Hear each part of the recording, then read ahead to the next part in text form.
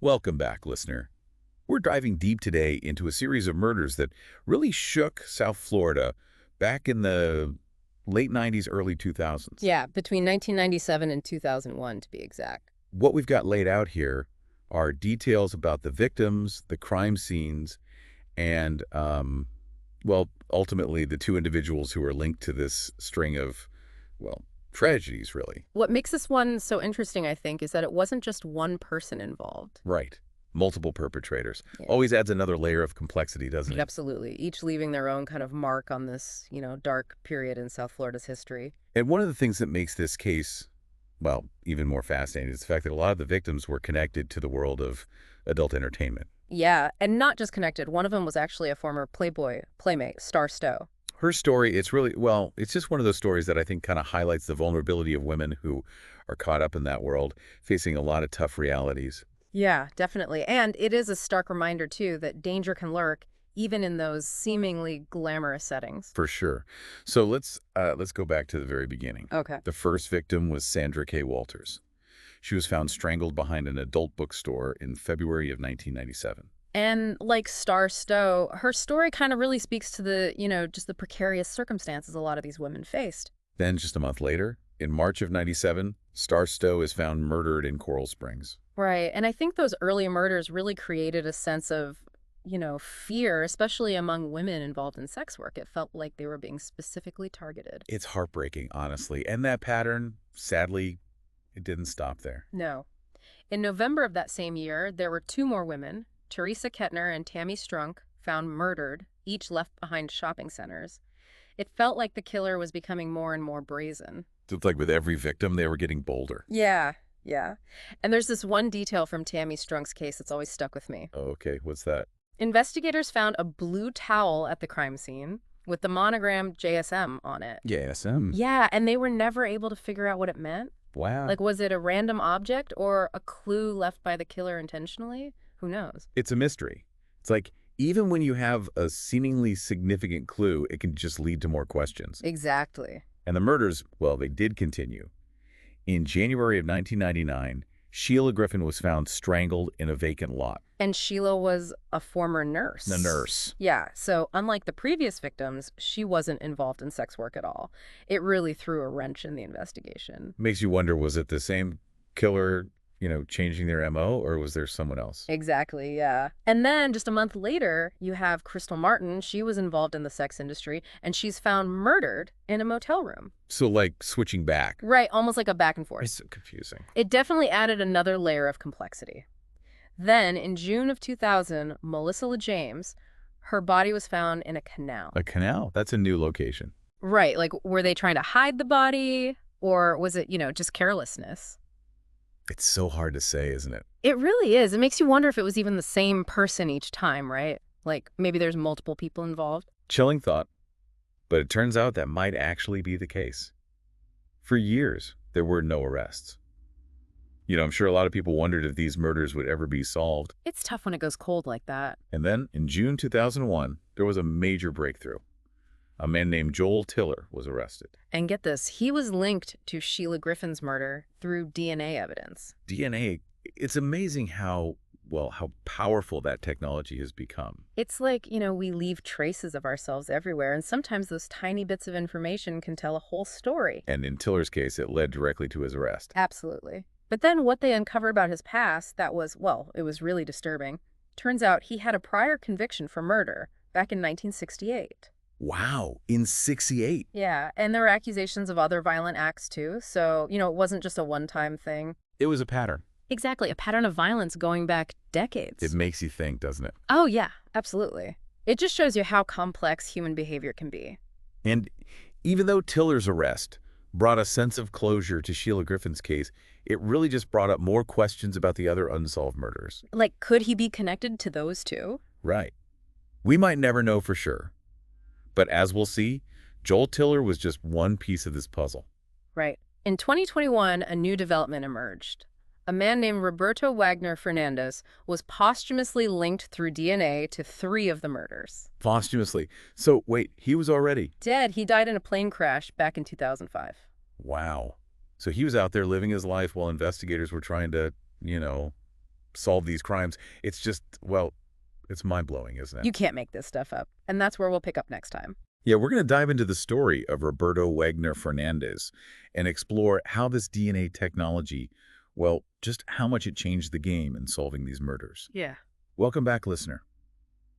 When we left off, it was with that, well, pretty shocking revelation, really, that Joel Tiller had been arrested for Sheila Griffin's murder.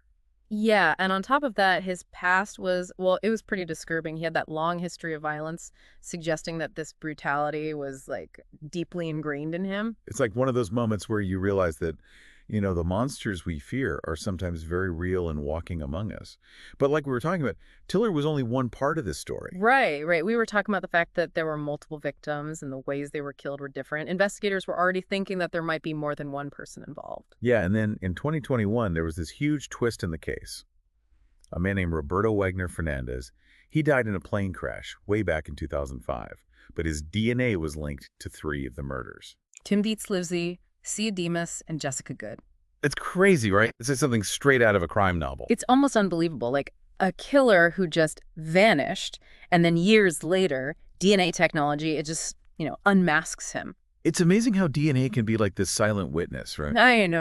I mean, we all leave little traces of ourselves everywhere, but in this case, Fernandez's DNA, it basically told the whole story. Even after he was gone. And it's just like with Tiller, Fernandez's story brings up so many questions. Like, how can someone lead a double life like that, Hiding this, like, darkness beneath the surface. Exactly. And what made him do it? Like, what was going on there? And, this is the big one. Were there other victims? It's scary to think about. So now we have 2 individuals, seemingly totally unconnected, both capable of extreme violence, both operating independently, but both leaving a trail of, devastation across the same region. Could there be even more perpetrators out there? It's a really disturbing thought. I mean, even the best investigations can only go so far. But, for a moment, let's think about the victims themselves. These weren't just names in a case file. They were real people with families and hopes and dreams. A lot of them, like Starstow, they struggled with things like addiction and poverty, which, well, it just made them even more vulnerable. Yeah, and those are things that we as a society need to think about. The lack of resources, the stigma, these cycles of, despair, they're so difficult to break free from. And it's heartbreaking, really. I think we just, as a society, need to do better. We need to create a world where everyone has the opportunity to, thrive, where being vulnerable isn't something that can be exploited, where getting help isn't a weakness. Absolutely. And we can't forget those victims whose cases are still unsolved. Their stories deserve to be told. They deserve justice. And the fight for that should never end. Right. This deep dive has taken us to some pretty dark places, uncovered some really shocking things, and I think it leaves us with a lot of questions. We've seen the power of DNA, the scary reality of serial killers, and all these, societal factors that can make women so vulnerable. But beyond all that, I think there's a bigger message here. There is. It's like a call to action, Oh. What can we do as individuals to make a difference? How can we build a world where these kinds of things are less likely to happen? That's what we're going to talk about in the final part of our deep dive. Oh. Welcome back, listener. We've gone through a lot of really disturbing details about these murders, but now I want to shift gears a little bit and talk about something, well, pretty fascinating and unsettling at the same time. The psychology of the perpetrators. We've got Joel Tiller, the homeless guy with that long rap sheet, and Roberto Wagner Fernandez, who died years before they even knew he was involved. Yeah, you've got these 2 individuals seemingly from completely different worlds, but both capable of just horrifying acts. I mean, it really makes you question those, stereotypical ideas we have about who commits these kinds of crimes. I know. It's like, who are these guys, really? So let's start with Joel Tiller. We know he had this long history of violence, murder, rape, arson, and the crimes were brutal, like getting worse and worse over time. Isn't that a big red flag when it comes to criminal psychology? Oh, yeah, absolutely. When you see that kind of consistent escalating violence, it usually points to a real lack of empathy, like zero remorse, total disregard for other people's suffering. That's a classic sign of what we call psychopathy. And what gets me is that he was able to function in society, even if it was on the fringes, for so long. How does someone hide that much darkness? I mean, how do they blend in?